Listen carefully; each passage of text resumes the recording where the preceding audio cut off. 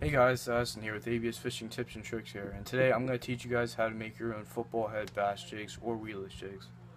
This is basically what the bass jig should look like, or the weedless jigs. Now I'm going to teach you guys how to make the football heads, which basically the head looks like this.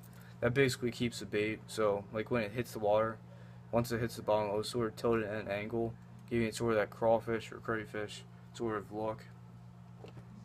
Now to start out, first of all, you're going to need is a mold. You're going to need the football head mold.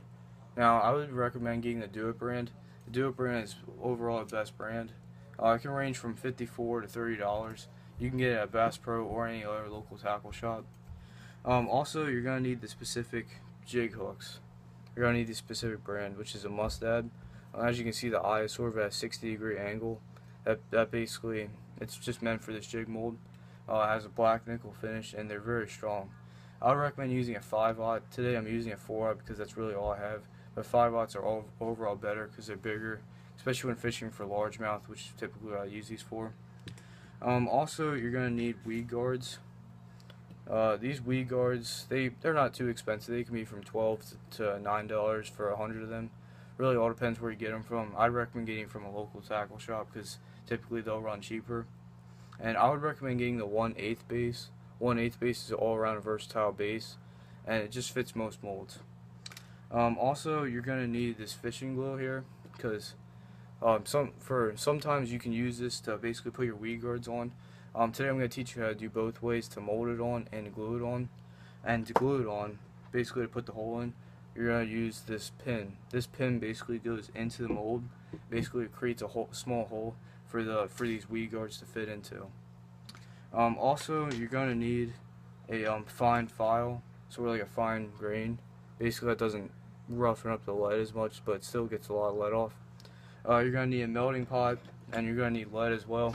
The lead's melting right now, but here's just some lead that I typically use. I purified it by basically just melting it down, and takes most of the impurities out, so you don't have to basically take it out while you're melting it. Also, you're gonna need bass jig skirts. Skirts typically look like this. Now first, I'm gonna teach you guys how to just put the hooks in and just adjust them. Now, when you're putting these hooks in, basically, I'm just gonna put it in this slot just for example. This basically shows, just make sure it fits in pretty good.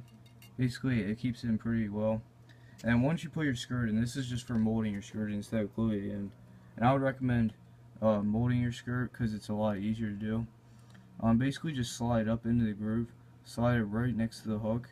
Make sure you're not completely hitting the hook, so make it off centered. That's basically what it should look like once you close the mold. Then once you close the mold, make sure you just don't have any space into it. So I'm just going to close the mold here. As you can see, once I just tightly hold this, there's no space. That's what you basically want you to look like before you pour the lead. Okay, I'm back. Our lead just started to melt, so now I'm going to teach you guys how to pour it in. So make sure you're pouring this in, you just close it down nice and tight. Make sure there's no space between it. If there's no, once it looks sort of something like that, then you're good. When you're holding it, make sure you're holding it nice and tight. And if you're, for precautions, wear gloves as well. And when you're pouring this, make sure you pour it in fast, but not too fast, just so it doesn't cool down really quickly.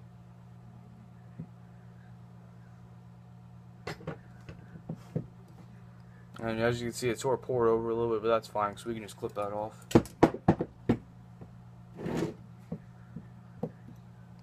If it's still really stuck in there, just use your lead clippers and just pull it out. As you can see, there's still a lot of tags there, but we basically, that's why we have the file.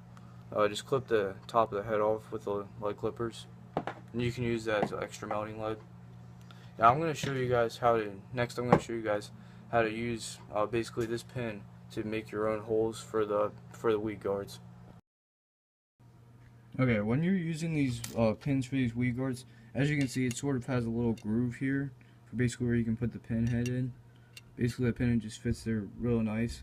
Next, you can now put the hook in. Basically, when you're putting these hooks in, it'll work really well if you just put it in nice and tightly so there's no space between it. And that's basically what it should look like once you have the pin head in. Okay, now I'm going to teach you guys how to pour lead for just the pin and the hook. Basically, this is what it should look like. Make sure there's no space between. if there's space between the light can fall out and burn something. Make sure you're pulling at a moderate speed, not too fast or too slow. Too slow and it'll just cool down too quickly, and too fast it might just go everywhere. So just pour at a moderate speed. A little bit of light came out, but that's fine, we can just clip that off.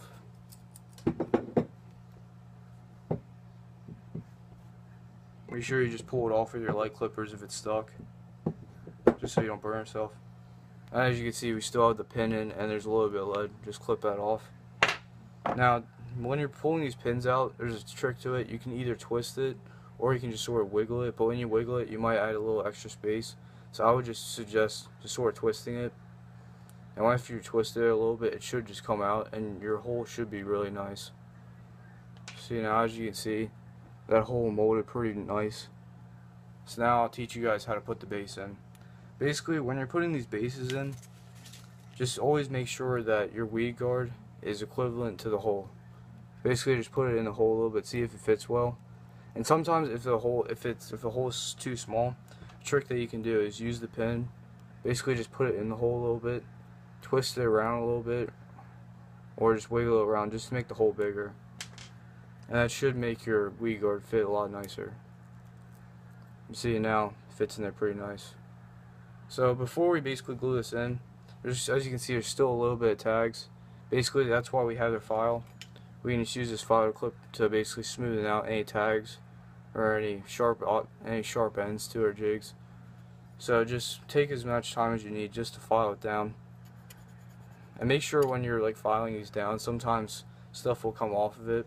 Make sure you're doing it over like little buckets or like this. Just make sure you're just smoothing it out just so all the edges are done.